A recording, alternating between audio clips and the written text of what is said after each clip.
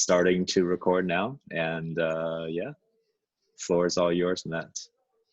All right. So I'm gonna You can start to share, share my screen as well. I'm on two different no worries. accounts. It just makes it a little easier for me. Yeah. So let's jump in to the presentation. I just want to kind of level set the expectation here.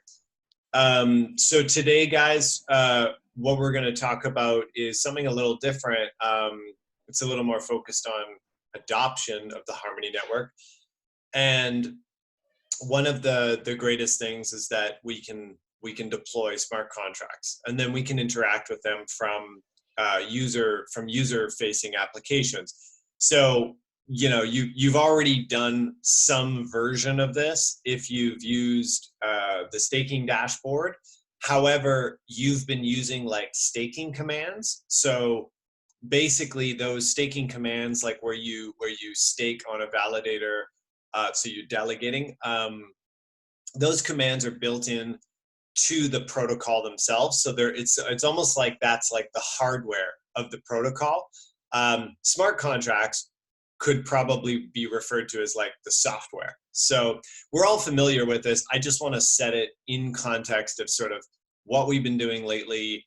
The whole team's been focused on staking. So now let's think about applications built on top of that awesome framework. So today's talk is about deploying contracts. I'm going to go over the Harmony Network a little bit. I'm sure most people on the call are kind of experts here, but I want to walk through these things in detail, and that is the configuration. So setting up and configuring the various networks that you can deploy your contracts to, the actual act of deploying, and the tools that you can use to do that. So let's just go forward here. So we're all familiar with sort of what makes up a network. We have these RPC endpoints.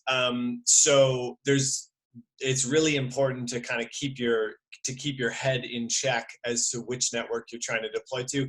I was just trying to do a mainnet deploy for like 30 minutes because I've got a more complicated sort of application set up with like with front ends and stuff, and like files and configurations are flying all over the place. So you really need to just sort of check every time that you're talking to the right network through the right RPC endpoint. Sharded. So we currently have 4 shards. We're not going to talk about cross shard today. I'm sure somebody's probably going to ask about that. The reason being is it just sort of keeps the deployment and any of the transactions that we do with the smart contract a little bit more simplified. So we're just going to be on shard 0. There is a virtual machine that runs on the Harmony Network. And what is that? I mean, a virtual machine is just sort of like something that basically interprets code. So we're going to deploy some code. Did we lose my screen share? I don't know why, but just try to do it again. I don't know why. Oh, weird. Yeah. Okay, hang on. That's weird.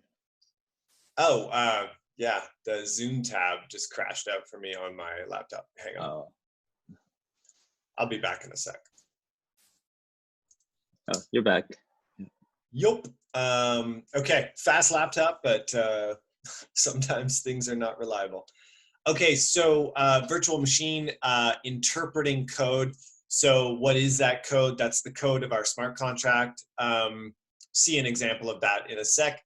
And the languages, it's all based on the Ethereum virtual machine, which is basically just, it's nothing too fancy. You may have heard of all these blockchains releasing their own languages and their own, like, we have a language called, something like super sexy or whatever. And it's all, a lot of it is just marketing fluff, because all these smart contract languages need to do is simply do very basic logical operations with like accounts and balances and some storage that's in the contract. So like, this person has this many tokens, this person has that many tokens. Can they make an agreement. So it's just basic logic and like accounts and some sort of, just manipulating some integers and stuff. It's really funny to see everybody come up with their own language. Now deployment, what we all came here to talk about. We're going to use a tool called Truffle because it like really simplifies everything, but you can deploy contracts using a raw transaction. And that's just like it's like sending a one transaction, but you're going to add a bunch of data along with it. And that data is the actual quote unquote bytecode that's interpreted by the virtual machine. So that, I hope that sort of sets like a bit of a context here. So configurations, you need to know about, if you're doing development, you need to know about mainnet, testnet, localnet, and I'll explain why these three. We're not talking about OSTN today. It's a completely separate network, OSTN. So why, first of all, mainnet is pretty self-explanatory, right? But when you're on mainnet, you're actually using mainnet 1 tokens. So that's why you probably want to deploy on testnet. And the reason why you would deploy on mainnet and testnet is so that everyone else can join you. When you're on localnet, which is you running a node on your local machine,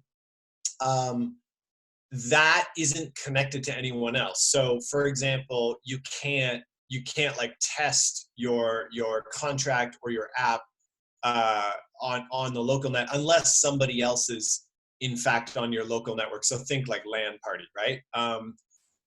So that's about it. Like local net for development, testnet for basically just making a mess where the money, the tokens and the money doesn't really count. And then mainnet is sort of where you play for keeps. So you're going to want to work up the stack here. Okay, but so Matt, did somebody say something? Matt, the LAN party jokes only works for people who were born in the 80s and before. Come on, guys, LAN party. I was born in 1984, so. Exactly. All right. Then I won't make any jokes, Lee, about your mom picking up the phone in the middle of a Warcraft game. Yeah. Yeah. All right. I don't know how many people will get those. Okay, so setup and files. This is relatively important for today, but we're not doing a code along today. So I'm just hoping that you guys kind of get an overview of what this is all about. You'll have the recording to go back to, and you can always try this out in your own environment. So npm i -g truffle, that just installs this truffle tool globally so that you can just use it across a bunch of different projects. There are 3 really important files, 2 of which are going to be critical for just deploying a contract, and that is a .env file. So this is where you're going to want to store your top secret environment variables. So for example, if you are, I'm getting some feedback from somebody, could everyone please mute? Thanks. So a .env file is typically what a web developer would use to store like secrets that they don't really want to get out. And what happens is the secrets in this file, which we'll look at in a moment, are consumed by this truffle-config file in order to do the network deploy. So they're not actually hard-coded in the truffle-config file, which is part of your which is going to be part of your code. It's actually going to be a shared file that will be up in a Git repository. It'll be public. Anyone can see truffle-config.js. But best practices is not to commit your .env file and to just pass it around from developer to developer in a secure way. So I'll explain how all this works in a moment when you guys see my environment and like the way it's set up. The last one I won't go over a lot today is this config.js. This is the setup for most of our dApps in our HRC repo, which is in the references at the end of this slide deck. The config.js is really useful for the client-side application. So like if you have a React app, a Vue app, or just vanilla JavaScript, config.js helps you like bring these variables all the way from .env like down into your app and get it launched, get it built, and then certain variables are like coded in there so that the client can experience the data. So let's look at this sample.m file just for a sec. It looks really crazy, but it's not that crazy. So you'll see my environment set to testnet, and then there's some information about each one of the networks. So the local, the testnet, the mainnet. The local address and the private key and the mnemonic are hard-coded to what you would get. You would get an account with some funds in it if you're running a local Harmony node. The testnet is, that's a testnet account that's just filled with funds in our long-running testnet, which is available at the testnet RPC URL there. The mainnet, there are some funds in this account. I was pleasantly surprised when I tried it out yesterday. But you know, it's like 0.461 tokens. It's enough to basically pay for gas. So a lot of these transactions aren't really gonna cost a lot. The gas limit and the gas price, these are also convenient variables that are pulled in to the truffle config. They're pulled into config.js, and it just helps to have all of this in one place so that it can be populated in all of these applications. So that's your .env file, or just an example of it that we use with all of these HRC dApps. Here's the second part of it, just kind of explaining what I just said here. The key points are these. Basically, you need to specify your environment. You need to specify the deploying account private key. It actually should say private key and mnemonic. I found that out this morning. I'll update these slides. I'll do another pass over this later.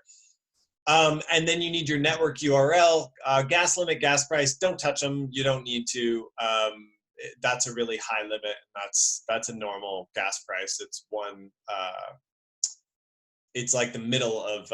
So a 1 has 18 decimals. That figure there, that number has 9 decimals. So that's where gas prices typically start. Don't worry about that stuff, but that's basically the basics you need. Okay, so now we are going to get into truffle-config.js. So this is another file, and really all you're going to see it do is consume everything that was in the .m file. So here's the .m file, and now we're just turning it into JavaScript variables. So we're just pulling in all of this data so that we can use it in this JavaScript file. So a .m file isn't a JavaScript file. It's really actually just like it's just Unix, like it's just bash commands. So right now what we're using is a package literally called .env, D-O-T-E-N-V, to expose all of those environment variables, which will now be kind of like hot loaded into these JavaScript variables, and we can use that in the second part of truffle config, where we actually are deploying to a network. So you'll see the network here, local, and the network ID is 2. The provider is going to be this truffle provider. So truffle's going to do some magic behind the scenes. It's not that complicated, but it does a bunch of stuff. It compiles the contracts. I think I lost my screen share again. Weird. Sorry about that. Coming right back. The presentation is too powerful for your computer. It's pretty powerful. I'll be through this in a moment, and then you guys, I'm going to switch to like a live coding kind of demo, and you guys see this process once over, but actually, what it does. So truffle provider.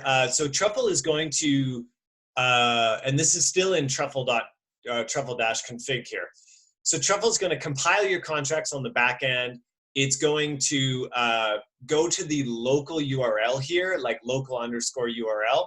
The mnemonic it's going to use, I mentioned that you needed that in your environment variables. You need the local mnemonic. It's going to use that as the deploying account. It's going to deploy to shard 0, chain ID 2, gas limit, gas price, and basically it's going to start the deployment of your contracts by through this account by adding the private key and setting the signer. So again, like a lot of different sort of moving parts here, but this is really just a config file. Most of what truffle config you don't need to touch. So here in 3, actually, I don't think you need to edit it at all. I've tweaked truffle config from time to time, but mostly I haven't even edited it since the sample that I picked up when I started with Harmony back in, I think, like late November. So when you call migrate, you are going to provide the network to truffle. So you'll see that as an example in the command down at the bottom, truffle migrate. You're going to reset the contracts and you're going to specify the network. Most of the .m file, I've gone over this before, is used here. So the .m file is really the thing that's driving truffle config. It's the thing that's like providing all of the variables. And then the question would be, how do you deploy a contract to mainnet? Well, you go to your .m file, you set the environment to mainnet, and because all of these are filled out in your end file already, you should have your own mainnet account, your own testnet account, your own, keep the local account, sorry. The local account is kind of like hardwired into the local node. But basically, because all those accounts are already there, all you have to do is change the environment. So you just basically say, I want to deploy to mainnet, and then you type in the truffle migrate -- reset -- network mainnet, and then that's where truffle config does its magic, and it sort of does this for you. So let's take a look. Actually, there's like a what happened slide, but let's take a look at that right now. So this is my environment. I'm just going to move this little zoom hover thing. So this is my development environment. Nothing fancy. I'm just in Visual Studio Code, and I have a console up here where I can kind of cruise around and do some commands. What I'm actually going to do is I'm going to do a deploy to mainnet here. So I'm going to do, I think I was doing it through this script here. I'll explain this script in a moment, but basically it just takes, it does exactly what I said it did before. So I'm just showing you guys the command that's going to actually get run here is truffle migrate -- reset -- network. And then it's going to be looking for a variable like what network. So you'll see here, I basically called this script, and the network is mainnet here. I don't know, maybe I should make that bigger. Everyone's on their laptop, so I think it's okay. So mainnet is here, and it's going to be filled in here. So this command is literally just going to say this in a moment. So I'm going to run that, and we'll see kind of what happens. It's using this sample account that doesn't have a lot of 1 tokens, but we'll see. We'll just have fun with it. So what Truffle is doing right now is it's actually doing a dry run, a simulation. You see that up at the top. And what it does is it like runs through a simulation of compiling the contracts, making sure that if you were to deploy on mainnet, that everything would go smooth. Right now it's adding some actual like tokens. This is an NFT auction contract. So it's like actually creating some basic tokens to get started. They're just Giphy links. So it's churning through my 2 contracts here, a 721 NFT contract and a quote unquote auction contract, where you can bid for the NFTs. I'll show you guys an example of what I'm working on. I am just in the middle of it, but it's cool. I tested it earlier, so you can see some stuff happen. So now we're actually saving this to the chain. So you'll see that the migration, quote unquote, like basically just think of it as like, the new contract deployment migration is actually getting deployed to the mainnet now. And I'm going to go to the Explorer and look at the address and just confirm everything is everything is cool in a moment. So again, this is not the simulation. This is actually creating the NFTs on mainnet right now. So it's exactly the same as the simulation, but this is, this is for real. While that's finishing up, I'm going to grab the mainnet address here. So this mainnet address that had, half a one token in it, but it was enough to deploy, is this 1VQPF. I'm going to deploy in a moment with my actual Math Wallet address, and I'll show you guys how that connects to my dApp in a moment. Okay, so that's done. So let's go over to Google Chrome here. Oh, I'm having trouble with my Chrome. Oh, Zoom is sharing your screen. Thanks, Zoom. Okay, so we're going to go over to the Explorer here, and we're going to look at that address that we just deployed the contracts with. And so we can see it's the 1VQPF here. And if we look at 1225 PDT, we see some transactions have been made. But look at these transactions. These are the interesting ones. So they don't have a receiving address, right? So this is something that's kind of interesting. These ones are sort of signifying of a contract deploy. And Harmony's working on like a revamp of this block explorer, but for now it sort of serves its purpose. I just need to know a contract was deployed, and then there's been some transactions. This is me, the contract owner, deploying some of these NFT assets. So these transactions are transactions to the actual smart contract, and I'm deploying NFT assets. So let's go through them one by one. Let's look at the actual contract deploys. So there were 2 contracts that needed to be deployed. One of them was the HRC 721 contract, and the other one was the auction contract where you can buy the NFTs. So I'm going to look at that. And oh, sorry, I clicked on the wrong thing. I clicked on the address. Hold on. I'm going to look at. Clicked on that from address. I'm going to look at the actual transaction here, and I'm going to go show more. And you see all this junk here. It's not junk. It's my smart contract.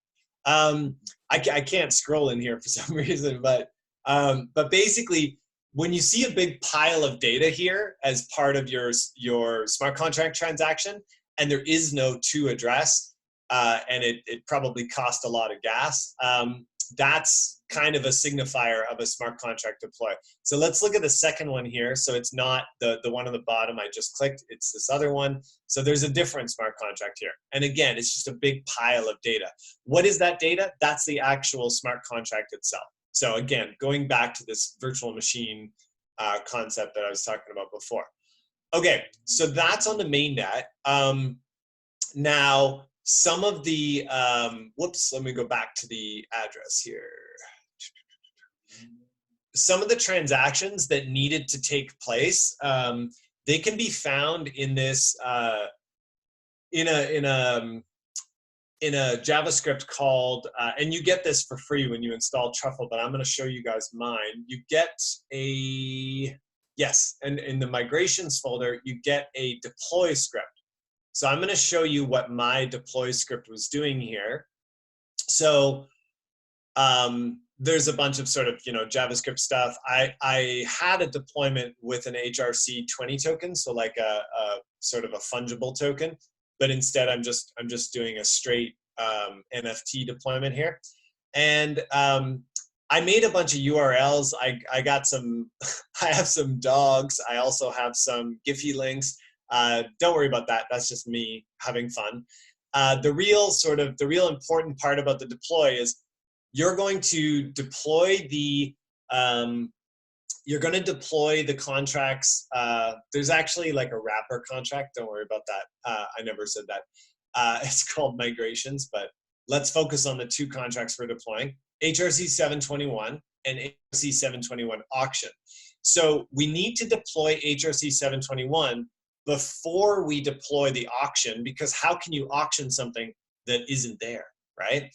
So you'll see that there's some sort of magic happening to this address. This address is actually a smart contract, so some variables are being set And what are those variables? Well, it's things like deploying the 721 auction and setting, adding the minter. So the minter would be basically, or sorry, we're adding a minter of NFTs, and the minter of the NFTs is the sale contract itself, or the auction contract. So again, like, I don't want to get too in the weeds here, but there's some deployment script that's running, and it's doing a few things. One of which is creating, it's going to loop through my URLs here, and it's going to create 2 new items. So it's done 1, 2. It also has done this add minter command. So you'll see that there's always going to be a few transactions after your contracts are deployed. The last transaction has something, or the extra transaction has something to do with the migrations. It's 2 transactions to 1 script, 1 to add minter, and yeah, I'm not sure what the other one is. But you can go and you can look at the data field. Whoops, sorry, I keep clicking on the to address. You can go look at the transactions here, and you can look at the data to see how much data has been passed through. That looks like it's creating an NFT with a URL. So this would be the URL here. Again, it's all in you know, like this like kind of like byte representation. So it doesn't make much sense. There's another NFT, and that last part is the URL there. So I'm going to show you, it maps up to this actual, the actual add item call here. So again, like, this is kind of nerdy stuff, but let's look at the other transactions. So there's some data here. That's probably the add minter call. It's adding some address as the minter sale address. So there is some address out there that's been added as a minter. And let's go to the last transaction. And that is probably, I'm not sure what that one is. That's a good one. One final transaction, setting something very, very small to 2. I'm not sure. Okay. But anyway, this is usually the first 6 characters or 8 characters is like the function, like the method signature of that function. And then there's some data there. Anyway, that is a little bit into the weeds, but basically this deploy.js script is what happens when it gets deployed to the mainnet. Okay, so that was a lot, and it's 12:33. So in the interest of time, what I'm going to do is I want to show you guys first on local net what I am working on, and then I'm going to show you a deploy to mainnet. So down at the bottom of my screen, I'm going to run the deploy.sh script again, but this time I'm going to run a fresh deployment of the contracts to my local network. So I have in another terminal, I have a local Harmony node running here, and I booted it up just off the source code. And now I'm deploying my smart contracts to that chain. So I'm going to be on the local net. And I'm just going to double check again.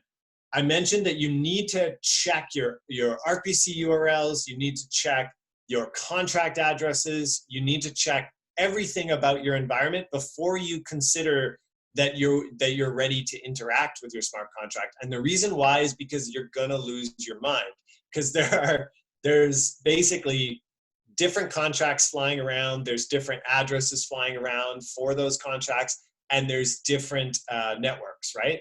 So I'm going to go to my extensions and make sure that my math wallet is turned off. When you're testing your contracts locally, this can really derail you, that you have your math wallet configured and you accidentally connect to like the mainnet using math wallet, but you actually want to look at your local contracts. It can really drive you nuts. I also have the application here. It's complaining to me right now, but I'm just going to close it completely, and I'm going to reboot my application in a moment. The Explorer is not going to help me much for now, so just slide that over. So again, math wallet's off. I've done a deploy to local, and now I'm going to go into the client folder, and this is where I actually am keeping the client side dApp, like the actual JavaScript app. And I've just set it up for npm start here. So it's going to boot up and it's going to do a bunch of stuff. And then it launches. So I'm going to open the console here as well so you guys can see what's going on. So there's it's validator NFT auction. This is a work in progress, by the way. So just bear with me here. 5 more minutes, and we'll do a version of this on the mainnet, so I can sort of prove to you guys that you can do it kind of in 2 ways. So here's the auction, and here's a couple of those Giphy links. When you deploy some of the HRC examples to your local network, it's a little different than using an extension or a wallet as you're usually used to. When you're on your local network, the accounts that you're accessing are unlocked. So they come open. So I can just switch between Alice and Bob here. I just named them for fun. I can switch between Alice and Bob quite easily by just toggling the user. And inside my application, that's going to set the active account that's going to make transactions. So Alice is actually the deployer. So she's got some admin functions here. She can open the auction or close the auction. Bob is not an administrator. So Alice was the actual account that was connected through truffle-config, through our environment variables, right? To actually be the deployer. So she's the owner of the auction. So one of the things we have to do with the auction starts closed. So no one can actually bid. So really, in a UX sort of sense, these buttons should actually be gone. But just indulge me for a sec. If I'm Bob and I'm coming by this DApp and I want to bid on this, right? I can outbid the house by bidding 1.21 tokens, and I can send that. But you'll see in a moment here that it's actually been rejected. I spent the morning rejecting myself. And the reason it's rejected is because the auction is actually closed. So I'm going to go back to my my profile panel here, and I'm going to switch to be Alice, and I'm going to open the auction. Now, if that's successful, I should get an alert saying the auction is open. So we'll just wait to see. So it says auction is open. Okay. So now I'm going to switch back to Bob, and you'll see Bob has not spent any tokens. Like Bob has 9.97. Some of them are gone because of his gas costs, because even when he fails bidding on a transaction, it still uses gas. It's just that he never actually bid anything. So as Bob, I'm now going to bid up this item. Okay, so the auction's open now. So let's say 1.5. Oh, big spender. So we're going to send that. And you guys should see that it's confirmation confirmed, not rejected. So we had a previous one here that was rejected. So here it says confirmation confirmed. And there we can see Bob's bid. It's 1.5, and the current price is 1.5. So now I'm going to switch back. Bob's balance didn't update. I have a little UI glitch there. I'm going to refresh just to show you guys, because I want Bob's balance to update. Everything's got to be perfect, right? Okay, so there's Bob, right? 8.4997. So what happened to Bob's tokens? Where are Bob's tokens? They're actually being held inside the auction contract. So smart contracts can hold 1 tokens, okay? So now I'm gonna toggle this user, gonna go back, and now I'm Alice. So let's just keep in mind here, Alice has 31.61 tokens. So Alice is, even though she's the owner, she can still bid on the NFTs. So she has to outbid Bob. So if she bids lower, the transaction's going to fail. Remember, she had 31.61 tokens. So we're going to see the transaction was rejected, and she still has 31.6. Well, you guys know that doesn't update correctly, but let's refresh. Sorry, I gotta iron out some kinks here, but we'll get there. So here, she still has 31.61 tokens. Now what we're going to do is we're going to bid it up, but we're actually going to outbid Bob, okay? Something cool is going to happen as well. So remember, Bob's 1.51 tokens are locked in the contract. So we're going to bid this up. We're going to bid 3 1 tokens. So we should go from 31 to 28.6. So 3 1 tokens from Alice. Okay. confirmation confirmed. All of this stuff is really fast. It's nice. So we're going to check. We want her balance to update. There we go. 20. I guess you just have to toggle user. So 28.6. But look at Bob. He got his 1 tokens back, right? So Bob's only spent a little bit of gas trying to bid for this item, but Bob was outbid successfully by Alice. I showed you guys a failed transaction when we underbid, and that's it. So that's the beginning of a little bit of an auction, sort of like an auction contract. I'm still working out the details here, but when I close the auction, I do have a smart contract method to distribute the NFTs. I haven't wired it up here on the front end yet, but what it would do is I would close the auction and then I would go back to Alice's, so she's the last bid here. I'd go back to her account and the NFT would be here in her account. You guys have probably seen the NFT selling and market trading and stuff from previous demos that we've done. So let me go back and I'm going to do a mainnet version of this. And I want to show you guys how this works with Math Wallet. And I swear that's the last thing I'm going to do. But first, I am going to hook up my environment variables. So I told you those are super secret. So I'm going to stop sharing my screen. And that's because I have some 1 tokens in there. So let me just quickly copy over some variables and I'm going to run that deploy in a moment. And then we're going to take a look at the exact same DApp, but we're going to interact with that auction on the mainnet. So just give me a moment here.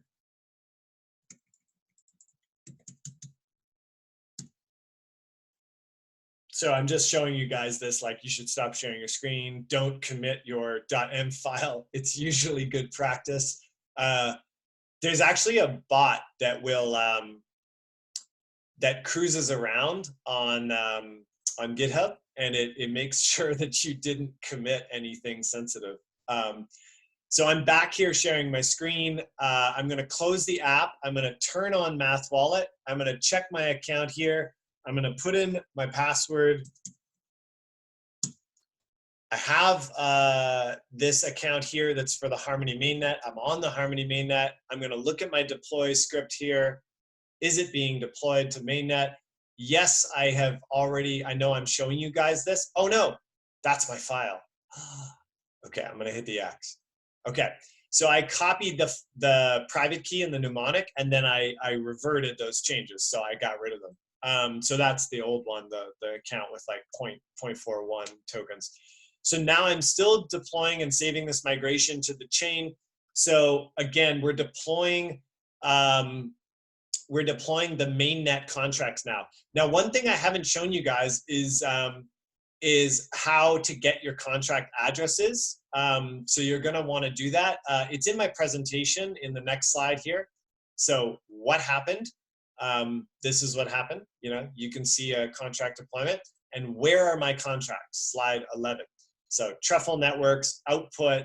It outputs this nice friendly stuff. And what you do is you just copy these addresses over. So I'm going to do that in a moment. As soon as this is done, this is very, very close to being done. Just bear with me for a sec. Saving migration to chain, saving migration to chain, saving migration to chain. You guys want to chant with me? No, I'm just kidding. This will only take a second. So Truffle Network, I've got the Zoom thing in my face again. All right. So you'll see that I've got mainnet here. Okay. I've got some addresses. So I'm going to copy that one. That one's for HRC 721 contract. And I need to know where the auction contract is. So also, you guys might be asking yourself, what's the difference between these contracts and a one address or like a wallet? Not much. There's just the added code that basically handles function calls. Like hey, I wanna send Lee some tokens, but I want Maggie to approve it. So what would have to happen is there's three addresses involved, or 4 addresses involved. I would send the tokens to the smart contract address from my address. Lee would probably send like a claim or say, I want those tokens, or maybe I put his address in as the receiver, and then Maggie would have to come by and send a transaction to the smart contract releasing the funds. So again, like smart contracts are basically just accounts, but with like this automated logic. So I've copied over these variables now. So let's get to the big moment here. Let's go back to our client app. Now, after I've run the deploy script, I'm just going to show you guys that one more time. You'll notice that some files get copied over, and that's basically the latest version of my smart contracts as they are compiled by Truffle. So don't worry about that. And we did do a Truffle migrate to the network. Let me just make sure I did that right. Deploy mainnet, Truffle network, and we copied over the addresses. This is where like even the best programmers will have to check themselves. So now my .m file has the latest addresses, and because I ran the deploy script, my app has the latest what's called the contract. It's called the Truffle artifact, but what's inside that, which is important, is the ABI, the application blockchain interface. But that's kind of a detail for a client workshop that we'll do next week for client-side dApp building. So I'm going to do a part 2 to this, just teasing that out there. We'll talk about it in a moment, and I'll ask you guys kind of what you want to see. But yeah, so that contract ran successfully. Now all we have to do is hit npm start here, and we'll be taken to the app again. But this time, we are going to go to our Math Wallet. You see, Math Wallet is ready. Okay, it's ready. I want to use this account. Remember, I put the private key and the mnemonic of that account into my .m file. That account is now Alice, or the deployer, the minter, the bank, however you want to think about it. But that account is literally the one. So I'm going to accept that. I'm going to open the console again so everyone can see what I'm doing. I'm going to go to the auction. Oh, something is wrong here. I'm still looking at what appears to be the stuff from before.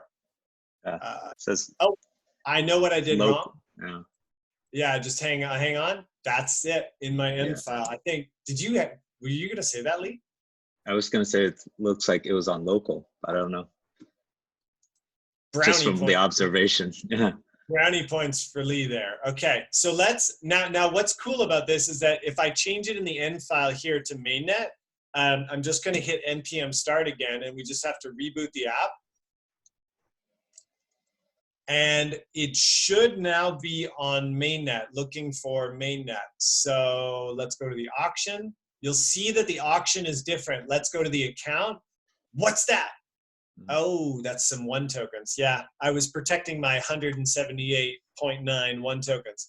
But yeah, this is an account that I've used to do some deployments in the past. It's connected to my Math Wallet. So it's this 1ML. That's actually a good account for me because my name is Matt Lockyer. So you can see it here, 1ML WE. So that's just stuff in the JavaScript console, but let's get to the good stuff. So can we bid on Scooby-Doo? I'm taking a poll from the audience. You guys tell me, can I bid on Scooby-Doo right now? Lee says yes. Anybody object? You have plenty of tokens. Anybody have a different opinion? Can I bid on Scooby-Doo right now? Will this be successful? I don't know. Is this a trick question? The moment of truth. Okay. Well, it is kind of a trick question, but I'm going to approve the transaction anyways. And we're going to watch it on the right-hand side here, which I will definitely come up with some friendly UI stuff to spit out here as well. When it is ... rejected, and why? Come on, Lee, you were so good on the mainnet local thing. Why was it rejected? I still have 178.9. Because the auction is closed. Okay, so when I deployed the auction started and it was closed. So now I'm going to open the auction. So first I have to deploy this or make this transaction to open the auction. And if it's successful, it's going to alert. It's going to say the auction is open. And again, this is mainnet. So I'm going to take my one address actually, and I'm going to go to the Explorer and show you guys these transactions are happening on the Explorer. So let's go. Oops, what's that? That's me, 1ML we. And you'll see these transactions. The deployment was around 1244, and now it's 1249, 1250. So that's a failed transaction, and this is the auction opening.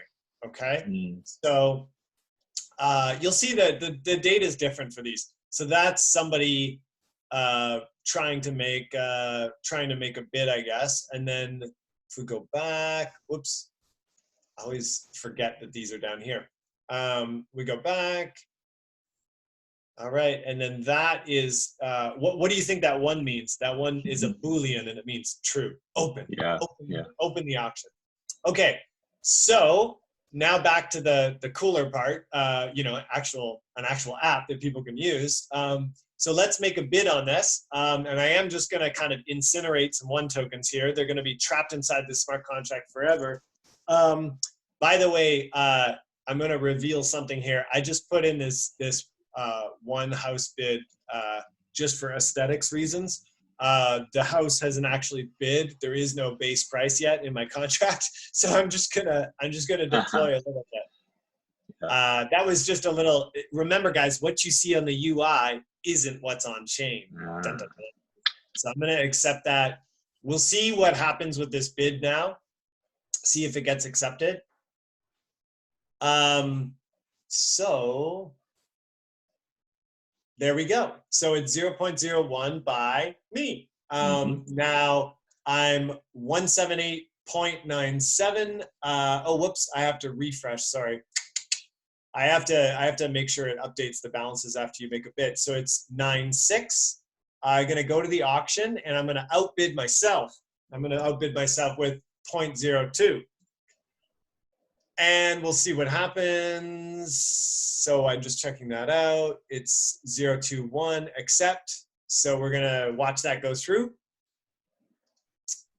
This took a little longer than I thought. Sorry everyone, but no worries. I think it's still kind of cool. So you see a second bid there, and I'm just gonna refresh so that we can all take a look at my balance now. So I should get 0.1 back, but I should be still down 0.2. Remember I had 0.97 when we started. So I went down to 0.96, then I went down to 0.95 because I got 0.01 back from myself. But that 0.01 I got back was in the contract.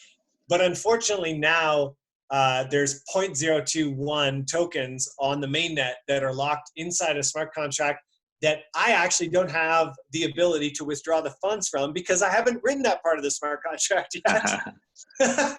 So we all learned a valuable lesson here. Yeah, there's no return policy. Yeah, actually, it would actually be quite trivial to add like a withdrawal function to the contract.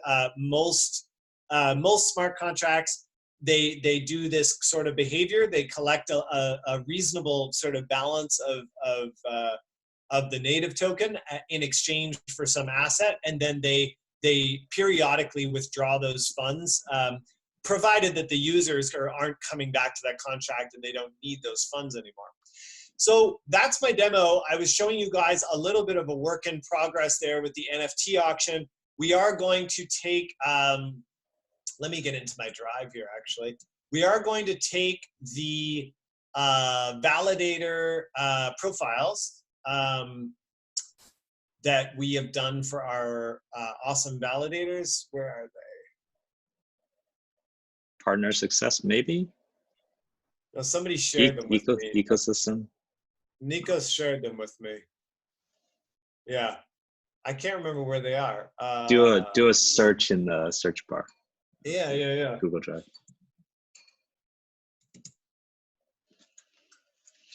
Yeah.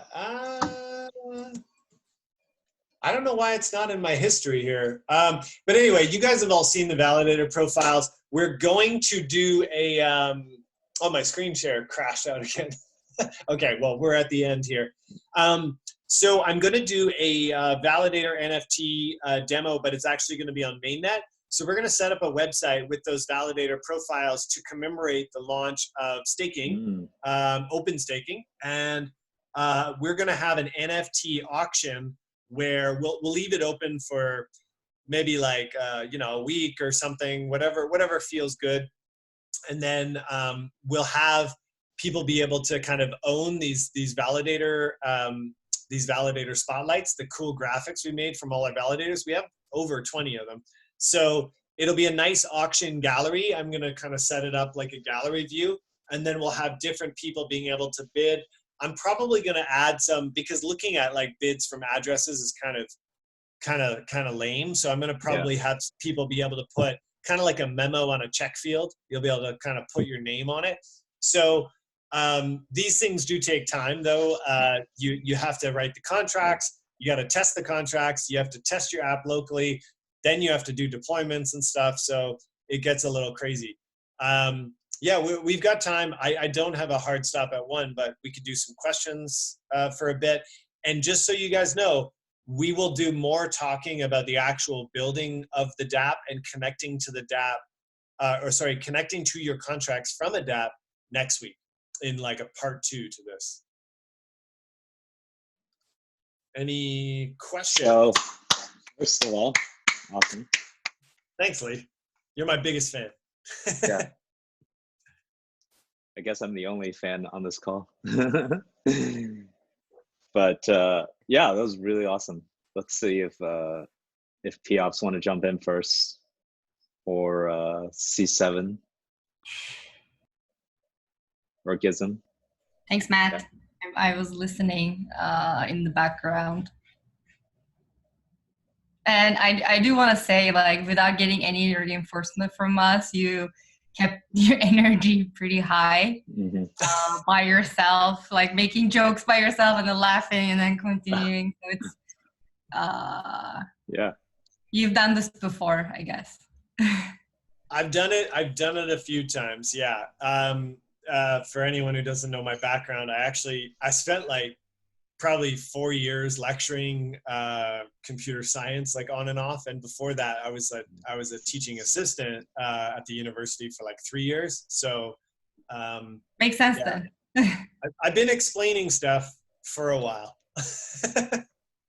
Yeah, but it's still difficult, like, to do in a Zoom call where like almost everyone is like just muted and camera off.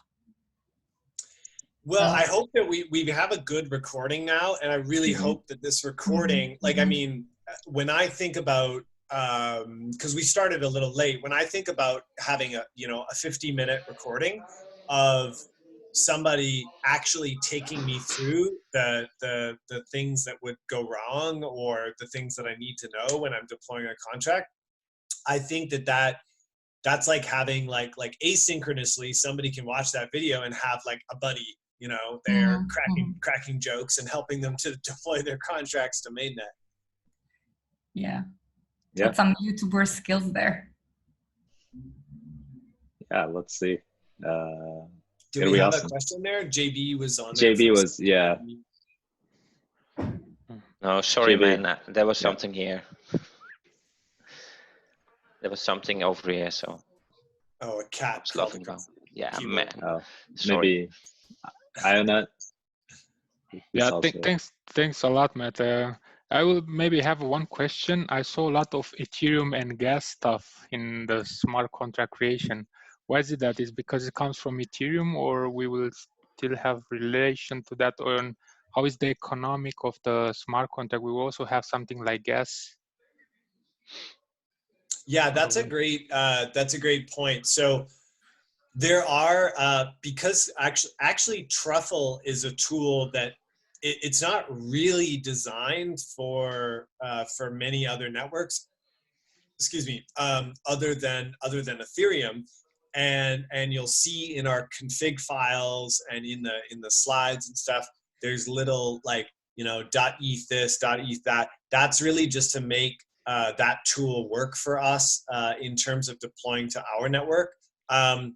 One thing that is really similar is that a one token has 18 decimals, just like a single unit of ether or ETH.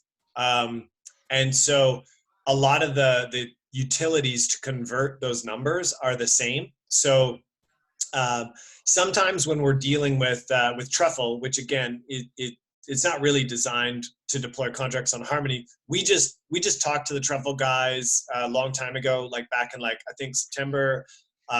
Some people from Harmony were talking to the Truffle guys. We chatted through how to make it deploy on our network, and we figured it out. So, and why not borrow from a great tool that's already there for deploying these smart contracts, right? Mm-hmm. And you are right.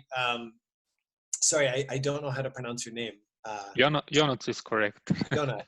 Yeah, you are right, Jonat. We share a lot of similarities at the smart contract layer, but in terms of the network that actually executes those contracts, and you notice it's just super fast, right? Mm-hmm. The speed and the network that validates those transactions is our whole network is completely different. But that virtual machine and the smart contracts themselves are very similar. So when we get into sort of doing cross-shard smart contract transactions, that's when we'll have to split our stuff, and we might have to get a little bit more into the tooling there in terms of sort of rebranding things as as a one versus like an ETH. But yeah, there is some leftover stuff there. So I hope that kind of clears it up a bit. Yeah, sure. Thanks.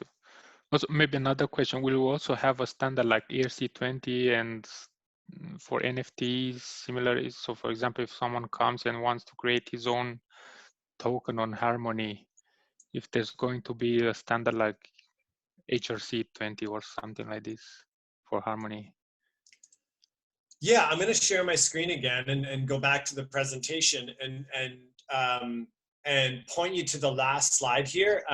We should have these slides out on our Discord. So the reason why I'm pointing you here is that you'll see that there's a HRC repo. So that's where we're gathering all of the token examples. I'll just launch it right now. And then I've got my own personal fork of it, but what I do is periodically I move code back to the main repository. It's just sort of kind of me working away, but you're welcome to check it out. It's all open source too. So here in this, oh no, hey, by the way, there's a security alert that literally just happened like an hour ago, so it's not our fault. There's some NPM package that's wreaking havoc across the internet. I saw it on Twitter. But in this HRC repo, under the examples, you'll see, I'm getting some feedback there. Okay. Maybe you guys could mute just for a sec. So in the HRC repo, you'll see these examples. We have HRC20, HRC 721. We've got some faucet examples, no contract, faucet with a smart contract. Working on a DAO, there's a bunch of stuff. There's a backend sort of HRC20 one where you could basically have a server doing airdrops. So yeah, this is sort of like an example repository. If you want to see like NFT tokens, you can explore the contracts. You can also launch it as its own app. So in the source folder, it's basically a React application inside. So these examples are really intended that if you follow this README here, you should be able to basically just deploy the app themselves, and then you can jump into the source and start to kind of tweak it and make it your own. In terms of like token standards, we currently are supporting these HRC20, HRC 721. We're working on getting those added to the Explorer, the Block Explorer, and the wallets. And we're hoping to have some more. So I hope that kind of answers that question. Thanks a lot, Matt. Thanks. Really interesting. Yeah. yeah, any other questions before we jump off? Again, part 2 next week, we'll talk about dApp development. And so it'll be, these things aren't really, you know, mutually exclusive. They're kind of hard to separate. Like, but what I'll do is I'll talk about writing smart contract tests, which will allow you to test your smart contracts locally and figure out, you know, are they going to do what I want them to do?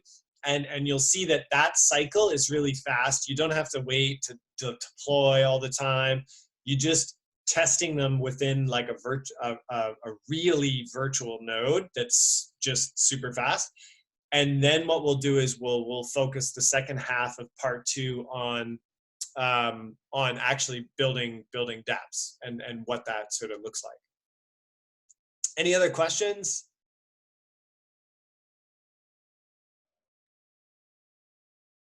All right. Speak now, forever hold your peace. Thank you, Matt. This is awesome. All right. Yeah. Thanks, everyone. So we kind of came into an hour. So let's get that up on YouTube for everybody. And thanks, Lee, for setting this up and being the Zoom master. Thank you. Thanks very much, Matt. Thank you, Matt. Thanks, Matt. Thank you, Matt. Very interesting. It was really good. Thank you very much. Thank you, Matt. Thank you. Back to attacking the network for the POps. But we'll see you guys next week here. Take care. See you later. Bye. Thanks, guys. Thanks. Yep. Okay. All right. Okay. I'll end it. See you, Luca.